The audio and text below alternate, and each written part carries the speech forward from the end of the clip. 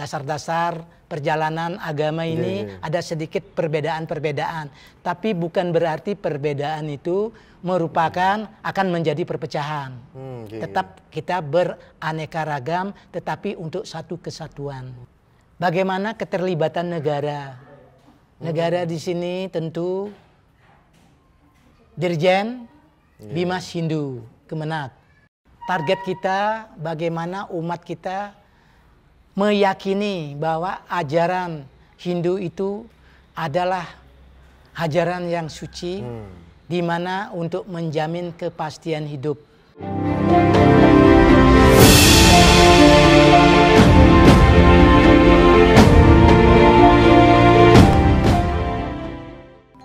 Om Swastiastu. Salam Rahayu pemirsa Hindu Channel.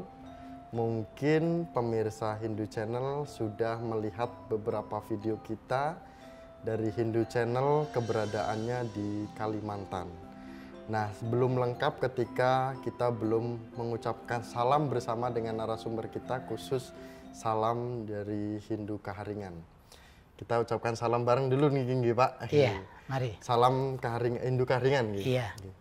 Tabe selamat, linguna latai, salam sahujud karendam malempang. Om Swastiastu. Nah, sudah lihat pemirsa Hindu Channel mungkin suaranya, orangnya siapa, tokoh apa bukan sih kan gitu.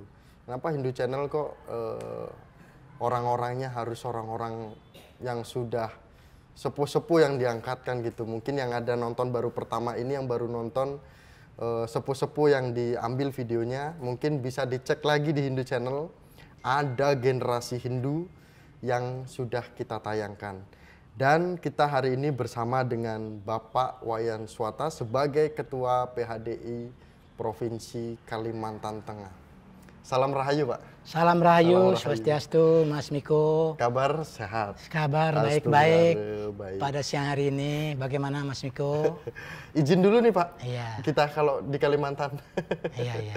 Boleh keliling-keliling di Kalimantan dulu? Boleh, nih, Pak? boleh. Persilahkan. Ketemu dengan umat-umat Hindu, gitu, generasi Hindu, gitu kan. Iya. Kemarin kita ketemu dengan Ketua MBAHK. Iya. Majelis Besar. Majelis Agama Hindu Kaharingan. Ya.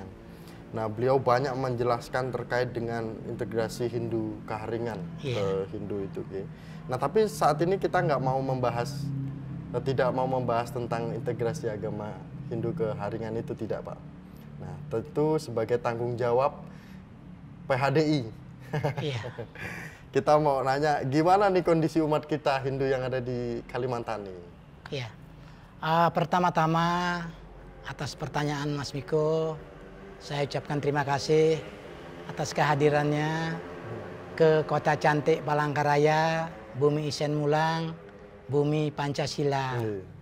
Pertama-tama memang umat kita, khususnya Hindu di Kalimantan Tengah, sangat kondusif dalam keadaan baik, sangat harmonis, perkembangannya dari tahun ke tahun, sehingga seperti apa yang telah dipaparkan oleh Ketua Majelis Besar Agama Hindu Kaharingan melalui wawancara, itu sudah sangat mendukung, sehingga langkah-langkah bagaimana keadaan kita selama ini terus kita bina, kita kembangkan ke depan bagaimana berkehidupan yang harmonis, rukun, damai, antara interagama dan ekstra beragama. Jadi kita selama ini selalu guyup dalam keadaan baik. Begitu Mas Miko. Nah, nama panggungnya apa nih, Pak? Takut salah. Panggilan saya maksudnya? Nama panggungnya Pak Swata apa Pak Wayan? Saya karena nama Bali ini memang banyak yang memakai urutan. Sehingga saya dibesarkan di Kalimantan Tengah. Saya memang dilahirkan di pulau kecil, Nusa Lembongan. Salah satu 3 pulau Nusa Penida, Kabupaten Kelungkung. Sejak tanggal 18 April 62, saya sudah dibawa ke Kalimantan oleh orang tua. Sehingga kampung halaman saya adalah di Desa Bungai Jaya, Basarang, Kecamatan Basarang, Kabupaten Kapuas. Jadi saya SD, SMP sampai SMA berada di Kuala Kapuas. Ya, kecuali SD-nya di kampung. Begitu. Berarti manggilnya Pak Wayan. Iya, jadi atau kalau di sini di Kalimantan nama panggungnya apa nih, Pak? Wayan. Pak Wayan. Iya, Pak Wayan Suwata. Pak Wayan Suwata. Iya. Pak Suwata ini sebagai ketua PHDI dari Provinsi Kalimantan Tengah ini kan sudah berjalan berapa tahun nih, Pak, perkiraan? Saya dilantik tanggal 13 Juni 2022. Berdasarkan hasil Lokesabel tanggal 5 dan 6 Februari. Merupakan Lokesabel yang ke-8 untuk Provinsi Kalimantan Tengah. Provinsi Kalimantan Tengah. Iya. Nah, sebagai ketua Parisade kondisi saat ini sangat berat untuk memikul beban terkait dengan keumatan. Kalau kita melihat dari segi media nih, Pak.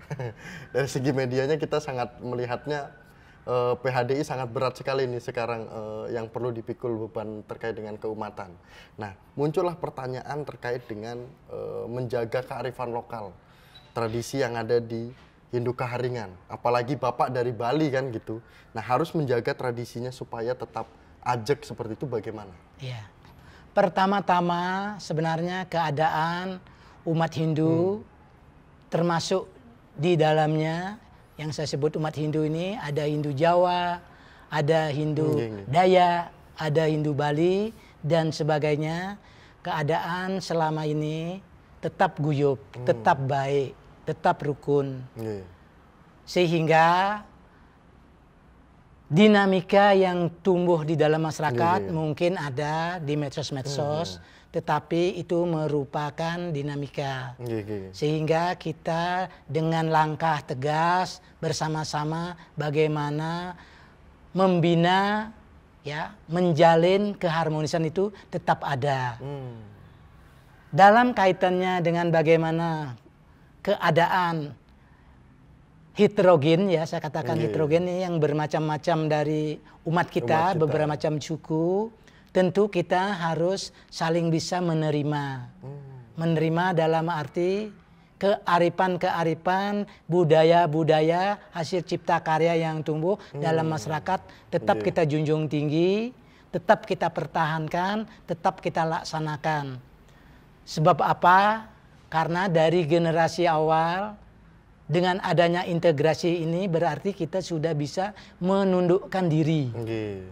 Ya, menundukkan diri berdasarkan sesepuh yang sudah bersusah payah membangun kerukunan, membangun satu kesatuan pandangan dan visi.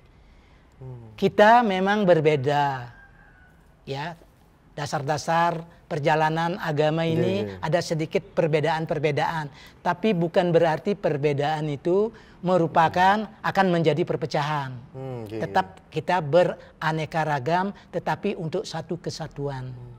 Khusus untuk Kalimantan Tengah, selama ini, ya Mas Miko bisa melihat kita belum pernah umat kita yang menimbulkan hal-hal yang bersifat negatif.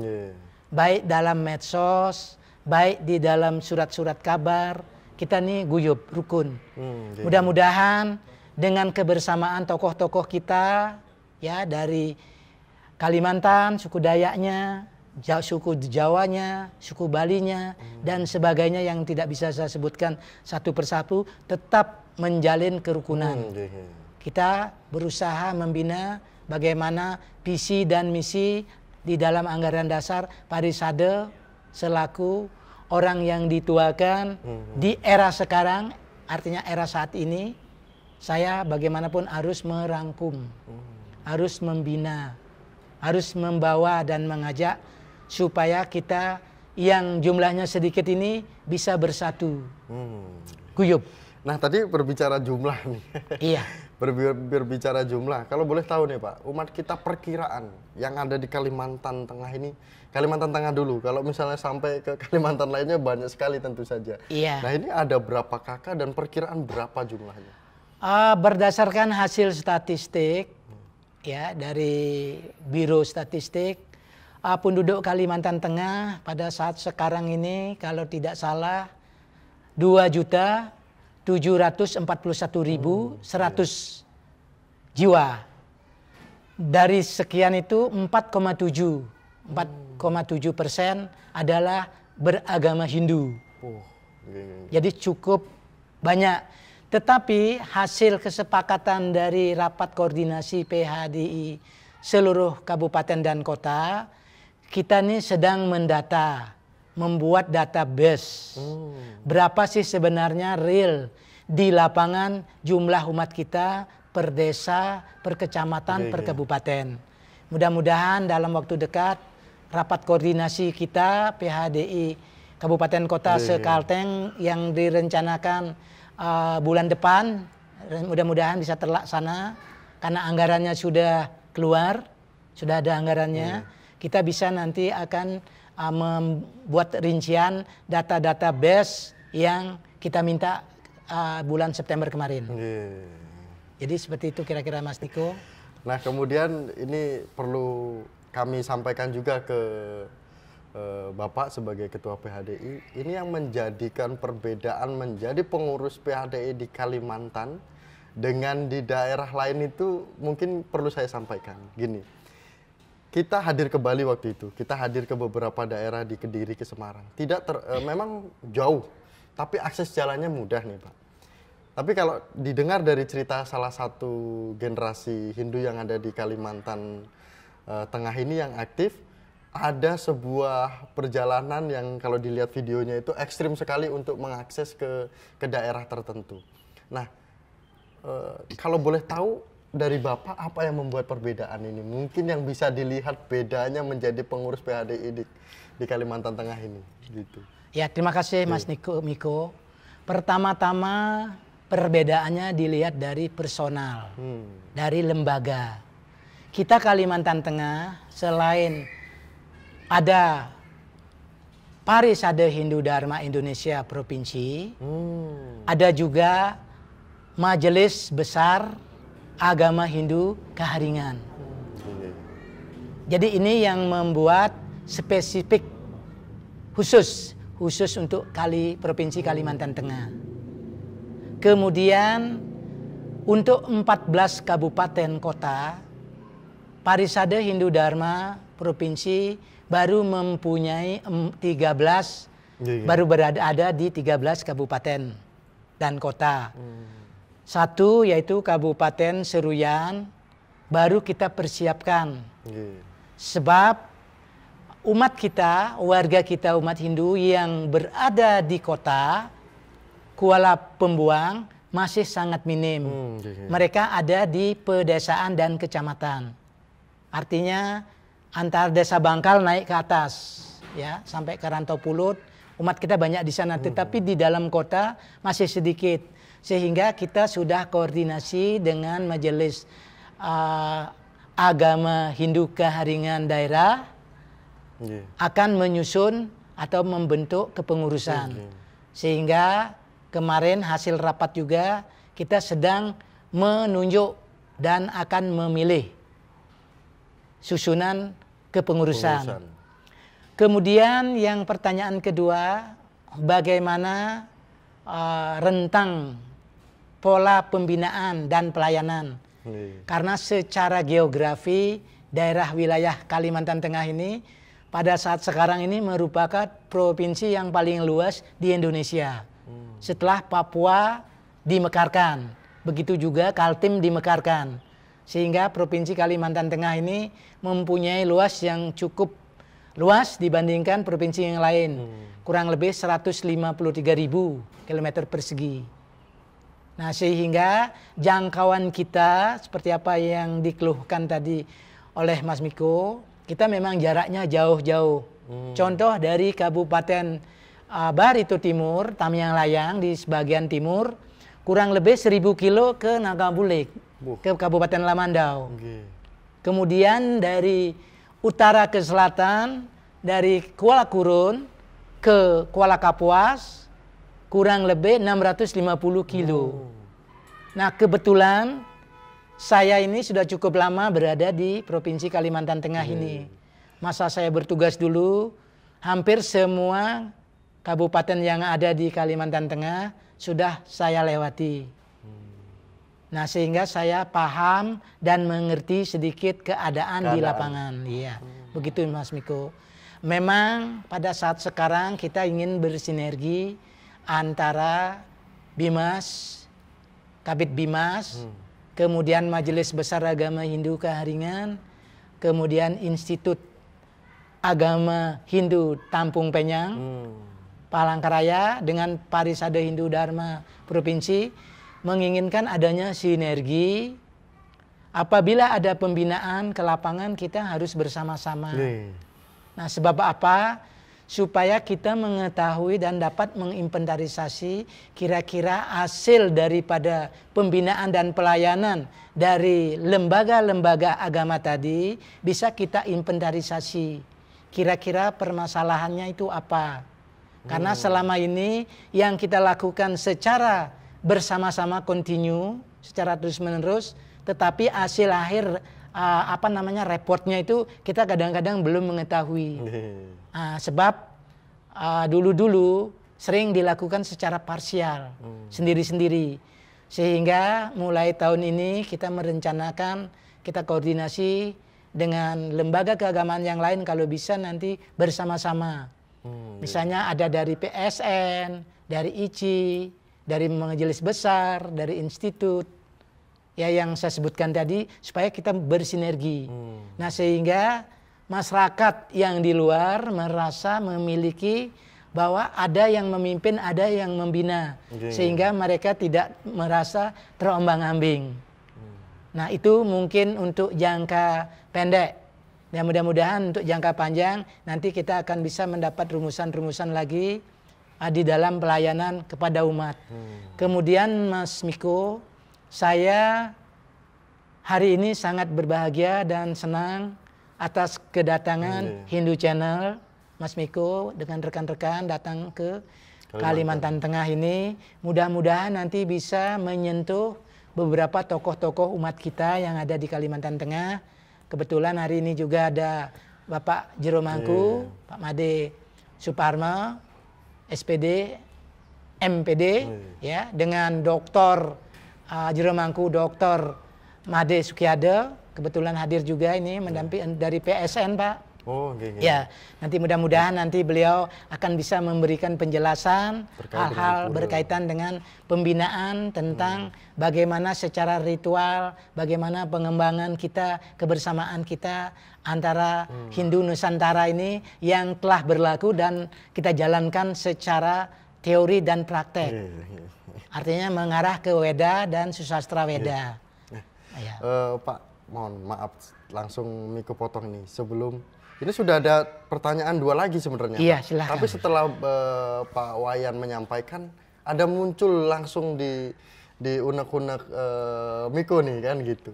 Karena kami pernah mengundang salah satu tokoh yang memang beliau mengembangkan terkait dengan pembelian lahan di ibu kota. Nah, ibu kota baru kita kan di Kalimantan nih. Nah, kita tidak berbicara Kalimantan Timur, Kalimantan Tengah ini, tapi di Kalimantan nih. Iya. Nah, sekarang kita melihat bagaimana umat Hindu kita yang ada khususnya di Kalimantan ini membaca peluang ini juga.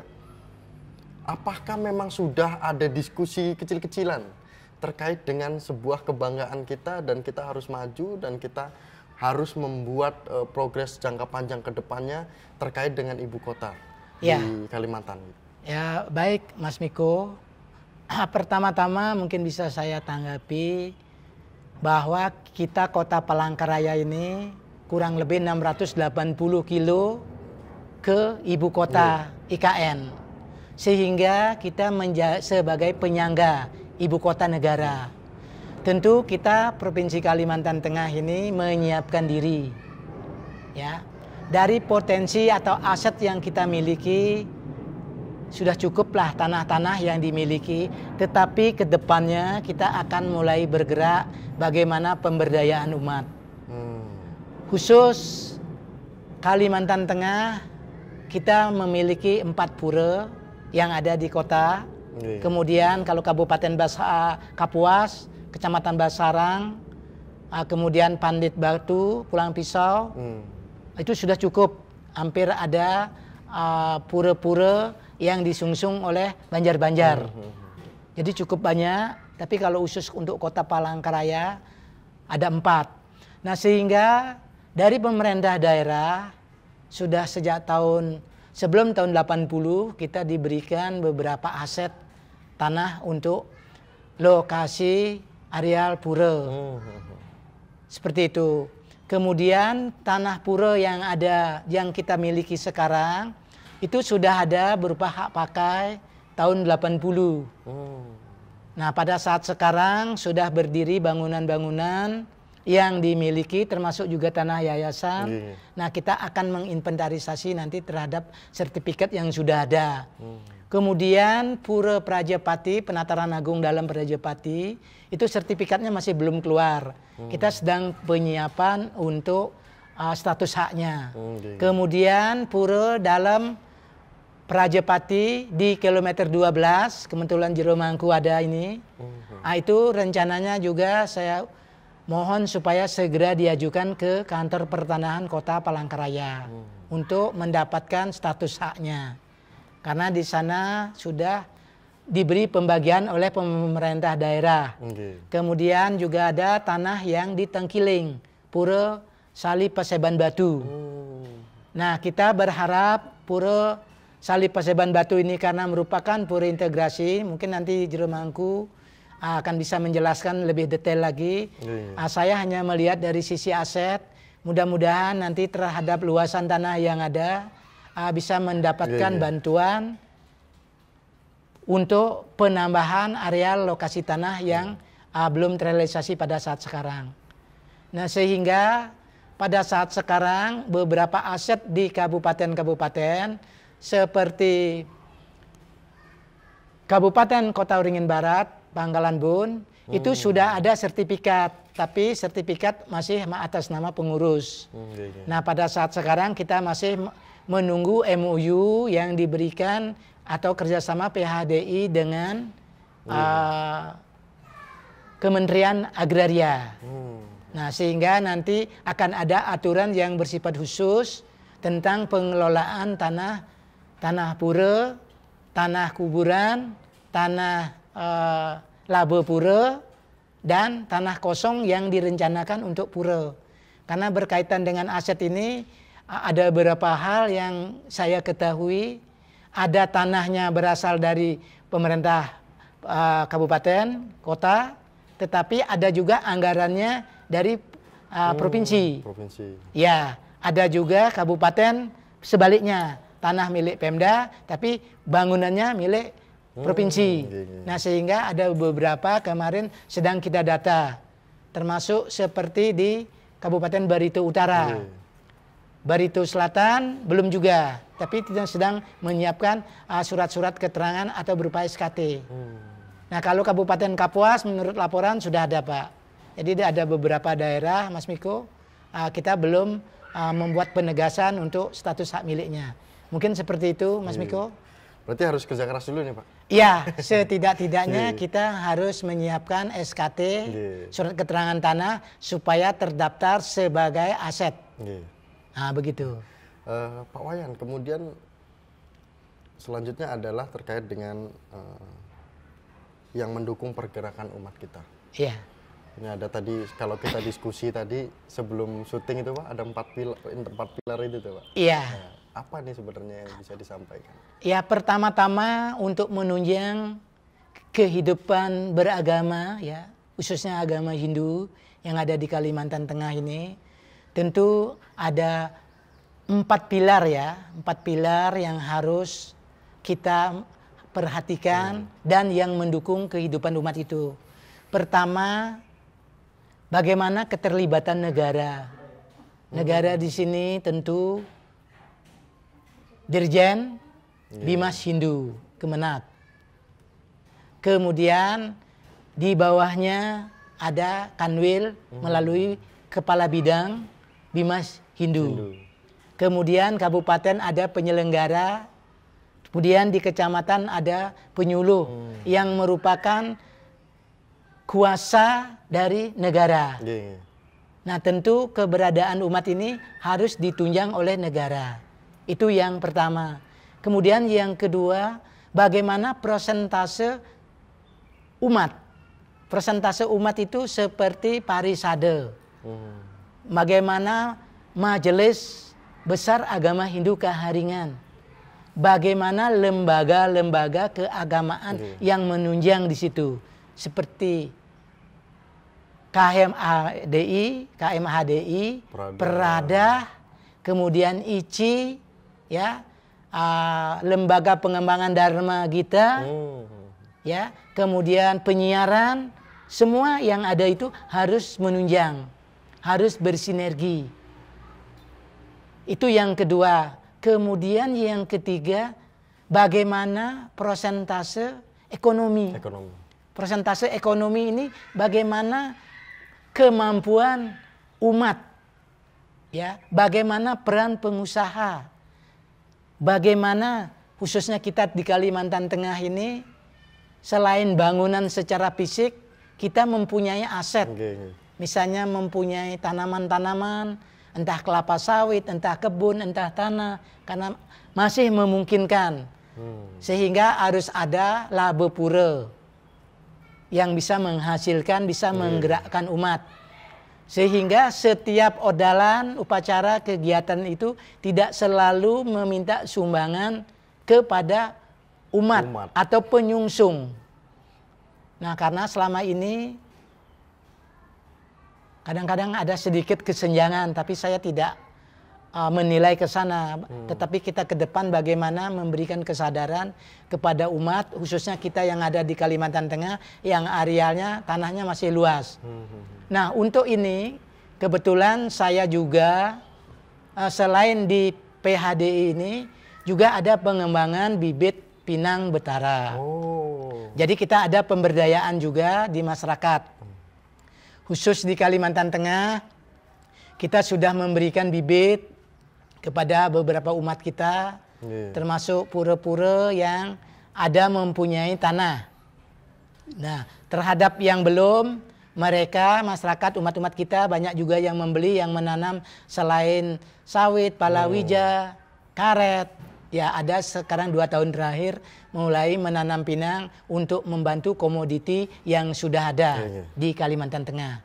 Kemudian yang keempat, Pak, selain persentase ekonomi, tentu kita juga arah persentase politik terhadap bagaimana partai-partai daripada umat kita kecenderungan, karena ini menjelang pemilu.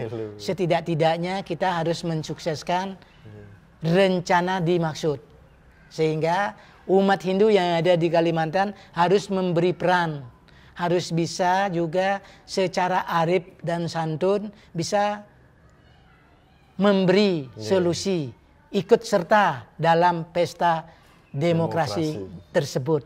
Kira-kira begitu, Mas Miko. Jadi kalau kita diskusi dengan tokoh Hindu, konsepnya, pengalamannya itu udah luar biasa sekali. Tinggal bagaimana kita sama-sama berkolaborasi, bersinergi, menjalankan itu semua. Dan tentu saja ada beberapa hal yang banyak sekali, tidak hanya beberapa hal yang ingin ditanyakan, Pak. Tapi durasinya ini kita tidak terasa loh, Pak, kita diskusi ini udah lebih dari setengah jam. Gitu. Tapi ada satu pertanyaan lagi yang memang harus tegas. Nah, terkait dengan apa target ke depannya, kan gitu. Apa nih target ke depan untuk Parisada? Ya, pertama target kita bagaimana umat kita meyakini bahwa ajaran Hindu itu adalah ajaran yang suci, di mana untuk menjamin kepastian hidup. Kita umat Hindu tidak boleh terombang-ambing. Tentu keyakinan bagaimana peningkatan bakti kita, bagaimana peningkatan serada kita melalui Dharma Negara dan Dharma Agama. Sehingga kita secara terus-menerus akan membimbing, membawa bagaimana peningkatan umat ini. Kemudian Mas Miko, Tadi ada kurang satu dari 4 pilar itu. Pilar terakhir itu adalah pendidikan. Oh, pendidikan. Iya, pendidikan itu tentu sangat berperan. Sekarang kita sudah ada perguruan tinggi Hindu, Institut Agama Hindu di Provinsi Kalimantan Tengah. Sehingga kita sudah lengkap, pembangunan kita, lembaganya ada, pendidikannya ada, sarananya ada. Jadi tidak ada alasan lagi. 4 pilar itu tadi yang pertama. Ya, keterlibatan negara. Kedua, persentase keumatan, PHDI dan lembaga-lembaga keagamaan. Yang ketiga itu ekonomi, persentase ekonomi. Yang keempat pendidikan, perguruan tinggi. Harus ada nih dalam satu daerah. Ya, pendidikan ini termasuk di sana bagaimana keberpolitikan kita, etika kita. Nah itu Mas Niko, saya sekali lagi menyampaikan dengan adanya channel Hindu ini tentu akan membuka, ya, ikut berpartisipasi secara aktif untuk pengembangan bagaimana kemajuan umat kita di dalam moderasi beragama supaya bisa hidup berdampingan secara harmonis, rukun dan damai. Tat tuam asi, kutumbakam, pasudewa kutumbakam. Iya. Terima kasih Pak Wayan Swata sebagai tokoh Hindu yang ada di Kalimantan Tengah. Tentu umat Hindu yang menyaksikan Hindu Channel ada beberapa poin yang ingin ditanyakan. Nanti kalau boleh minta nomornya Pak, kalau ada yang minta nanti. Mungkin ada yang ingin berkomunikasi langsung. Bahkan ingin supaya ada memiliki lahan di Kalimantan Tengah. Masih luas sekali ya Pak. Masih luas sekali. Dari bandara kemarin kita turun itu dikasih tahu sama Mas Fernando, wah ini nih Mas, masih luas sekali. Ini udah di kota katanya kan gitu, udah di pinggiran kota. Nah, mungkin ada umat Hindu kita yang masih penasaran juga. Silahkan untuk sowan main ke Kalimantan Tengah. Dan terima kasih kepada pemirsa Hindu Channel sudah mengikuti Hindu Channel sampai saat ini. Jangan lupa umat Hindu kita yang di Kalimantan dan di berbagai daerah dukung terus Hindu Channel. Nah mungkin yang ada di Bali penasaran atau kenal dengan Pak Wayan Swata, pernah ketemu kayaknya di mana nih, pernah ketemu kayak ada di mana nih, komen nanti kita kasih nomornya gitu ya Pak ya. Siap. Boleh gitu. Terima kasih, kami tutup dengan Paramasanti bersama dengan Ketua PHDI Provinsi Kalimantan Tengah, Paramasanti. Om Santi Santi Santi Om Sahe Sahe Sahe. Rahayu Pak, sehat selalu. Sehat-sehat nanti bisa keliling-keliling.